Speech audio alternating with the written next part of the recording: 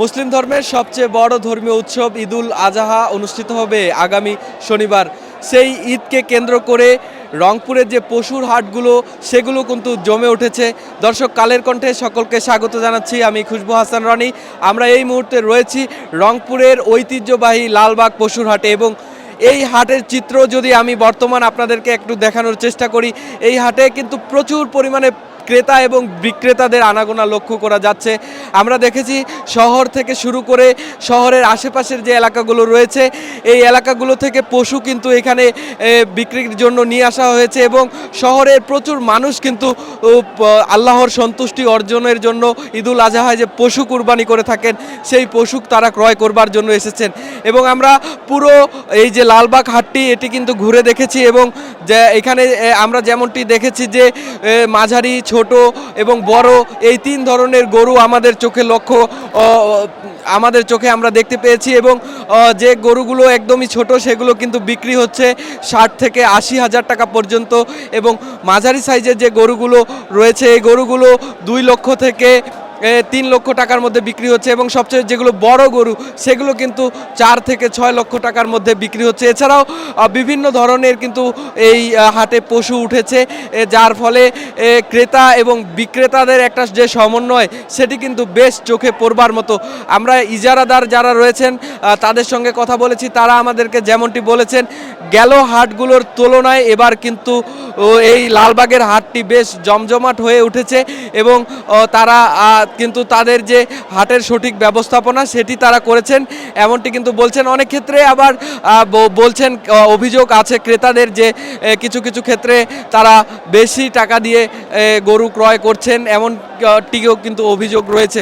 তো সব মিলিয়ে এই যে লালবাগের হাট এখনকার চিত্র বেশ জমজমাট এবং পুরো হাট জুড়ে, অর্থাৎ হাট থেকে শুরু করে লালবাগের যে মূল সড়ক রয়েছে এই সড়কগুলোতেই কিন্তু পশু রাখা হয়েছে। ক্রেতাদের যে একটা উপচে পড়া ভিড়, অর্থাৎ মানুষ যে এক পা ফেলবে তার ফুসরত নেই সেটি কিন্তু আমরা লক্ষ্য করতে পারছি। এবং একটি তথ্য যদি আমি আপনাদেরকে দিয়ে রাখি যে রংপুর জেলায় এবছর কোরবানিযোগ্য পশু কিন্তু চাহিদা রয়েছে, প্রায় 2.5 লক্ষ পশুর চাহিদা রয়েছে এবং আমাদেরকে জেলা প্রাণী সম্পদ কর্মকর্তা তিনি যেমনটি জানিয়েছেন যে এবছর কিন্তু 3.5 লাখেরও বেশি পশু প্রস্তুত রয়েছে, যার ফলে আমরা দেখছি যে 1 লক্ষ পশু কিন্তু উদ্ধৃত থেকে, যেটি রংপুর থেকে বাইরের যে বাজারগুলো রয়েছে সেই বাজারগুলোতে কিন্তু বিক্রি করা যাবে এমনটি কিন্তু জানিয়েছেন। এবং যারা বিক্রেতা রয়েছে, খামারি রয়েছে, তাদের সঙ্গে আমরা কথা বলছি, তারা যেমনটি বলছেন যে তাদের কাছে পশুর যে বিক্রির দাম সেটি কিন্তু অনেক কম বলছেন ক্রেতারা, যার ফলে তারা যেভাবে একটি পশু লালন পালন করেছেন, পশুর পিছনে যে খরচ হয়েছে তাতে তাদেরকে সেরকম কোনো লাভ না হলেও প্রায় লোকসান গুনতে হচ্ছে এমনটি কিন্তু তারা বলছেন। অন্যদিকে আবার ক্রেতারা বলছেন যে তারা যে দাম দেখছেন বাজারে সেটির দাম তুলনামূলক গতবারের তুলনায় বেশি এমনটি কিন্তু তারা বলছেন। এছাড়াও আমি যদি একটু আপনাদেরকে বলে রাখি যে ইতিমধ্যে প্রশাসন থেকে শুরু করে সবাই কিন্তু তৎপর রয়েছেন এই পশুর হাটটি নির্বিঘ্নে যাতে কোনো ধরনের কোনো মলম পার্টি থেকে শুরু করে অজ্ঞান পার্টি যাতে এই হাটে প্রবেশ করতে না পারে এবং এই হাটে যাতে কোনো ধরনের কোনো অনাকাঙ্ক্ষিত ঘটনা না থাকে সেজন্য পুলিশ, সেনাবাহিনী থেকে শুরু করে আইনশৃঙ্খলা বাহিনী কিন্তু তৎপর রয়েছেন। এছাড়াও প্রাণী সম্পদ কর্মকর্তা আমাদেরকে জানিয়েছেন যে জেলার পক্ষ থেকে প্রতিটি হাটে কিন্তু ভেটেরিনারি টিম রয়েছে, যেখানে যেটিকে সন্দেহজনক গরু মনে হচ্ছে সেটিকে তারা চিহ্নিত করে দূরে রাখছেন এমনটি কিন্তু আমরা জানতে পেরেছি।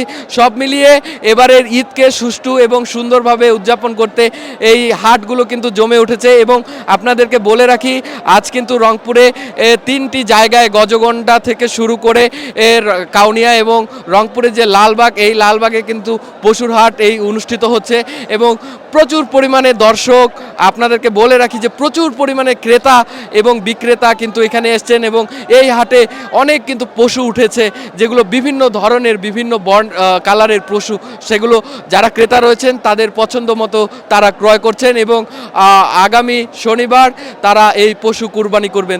এই ছিল রংপুরের লালবাগ হাট থেকে সর্বশেষ। এতক্ষণ যুক্ত ছিলাম আমি খুশবু হাসান রনি, আপনারা দেখছেন কালের কণ্ঠ।